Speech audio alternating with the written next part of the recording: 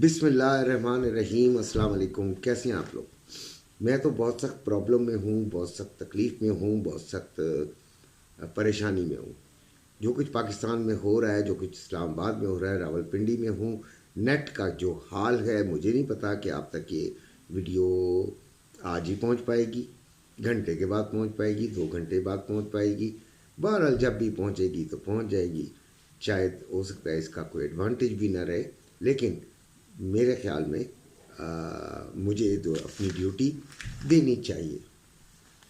देखिए, ड्यूटी दरअसल सिर्फ इसलिए नहीं होती कि हमारा यूट्यूब चैनल है और वो तरक्की कर जाए।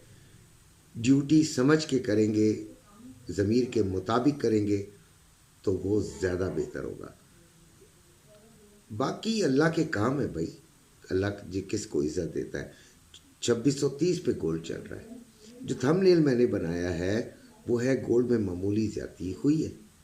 लेकिन सुबह था 2,79,670 और अभी है 2,80,670, यानी 1000 रुपये की ज़्यादती ही बता रहे हैं। उसकी ज़्यादती की वजह क्या है?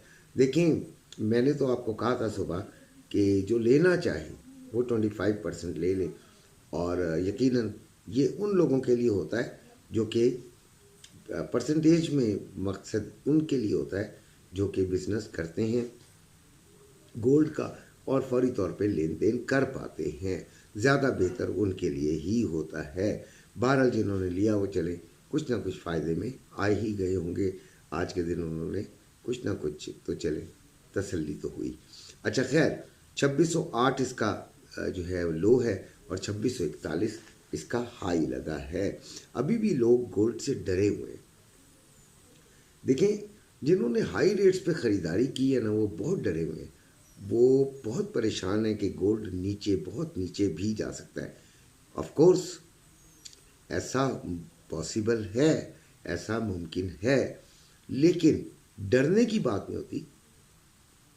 जो गोल्ड में बिजनेस करते हैं उनको डरना तो चाहिए नहीं, ठीक है। उसकी वजह यह है कि गोल्ड एक प्रीशियस मेटल है भाई।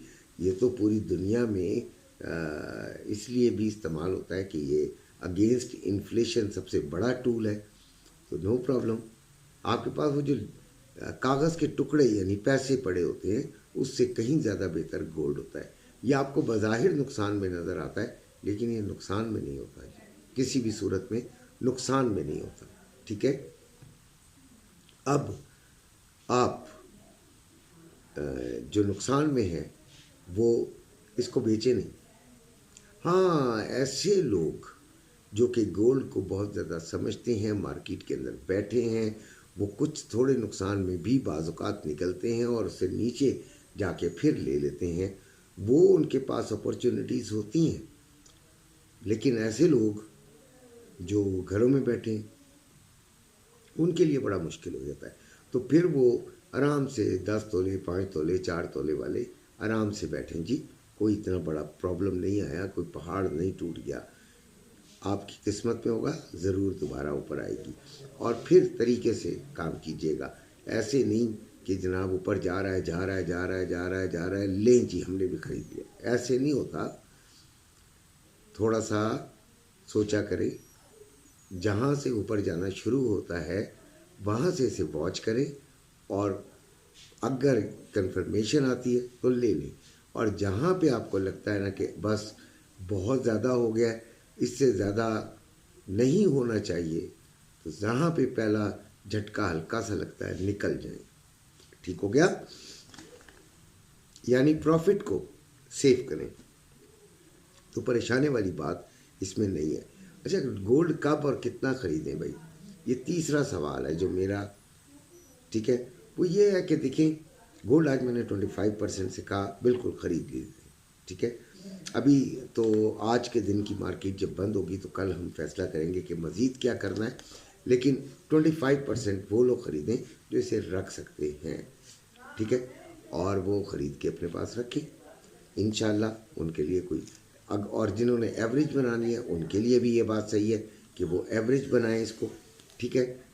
बाकी अगर मेरी सही राय पूछें तो मैं इसको 2500 में जब ये फिगर में जाएगा तब इसके बारे में ख़रीदारी के बारे में असल सोचना शुरू करूँगा।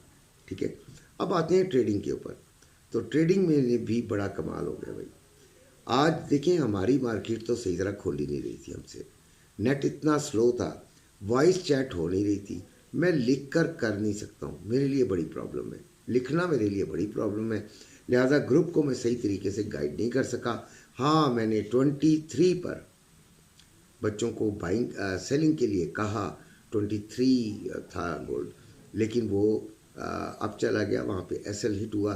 34 से सेलिंग थी, वो ली, $3-4-5 आए, तो मेरा असूल है कि उसके बाद नुकसान में नहीं जाना। उसके बाद मार्केट हमारी बिल्कुल ही, यानी कि पहले भी ऐसी चल रही थी कि आती थी, झपका आता था, 2 मिनट चली और फिर वो वहीं पे स्टक हो गई, पता चला इंटरनेट गॉन। फिर 5-6 मिनट बाद नज़र आता था कि वो मूवमेंट आ रही है, भैया आ गया, इसका मतलब है नेट हो गया। तो वो इस तरह तो मैं गाइड नहीं कर सकता था।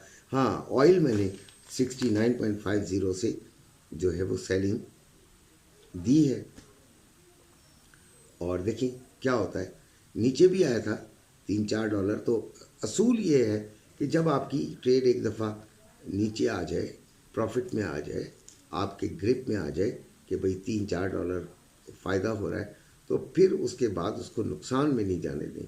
उसके बाद उसको नुकसान में जाने देना एक बड़ी बेवकूफ़ी कहलाती है। आपको चाहिए कि आप उसे 10 सेंट में भी काटें, क्योंकि वो ट्रेड आपको नुकसान की तरफ लेके जा रही है, फ़ायदे से नुकसान की तरफ। एक तो डायरेक्ट नुकसान की तरफ जाती है ना, तो उसके लिए हम ऐसे लगा देते हैं, लगा होता है। ठीक है, हर ट्रेड के लिए हमने लगा दिया।